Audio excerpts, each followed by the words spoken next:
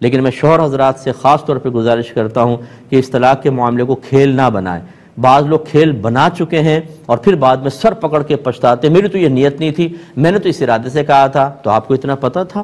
اگر آپ کو دین پتہ ہوتا کہ یہاں آپ کی نیت معتبر ہے کہ نہیں، شریعت آپ کی نیت کا لحاظ کرے گی نہیں کرے گی، تو آپ کہتے نہیں۔ اس کا مطلب ہے کہ آپ کو پتہ ہی نہیں ہے کہ یہاں مجھے اس نیت سے کچھ کہنا چاہیے تھا کہ نہیں کہنا چاہیے تھا، اور نیت نہیں کروں اور طلاق دے دوں تو طلاق ہوگی کہ نہیں ہوگی، یہ حکم پہلے آپ کو معلوم ہونا چاہیے تھا۔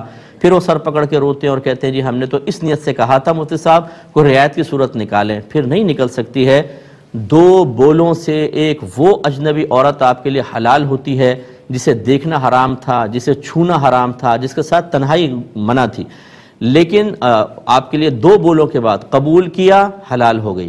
اسی طرح شریعت یہ کہتی ہے کہ دو لفظوں سے بعض اوقات بیوی نکاح سے باہر ہو جاتی ہے، تو پھر اس کو بھی قبول کرنا چاہیے۔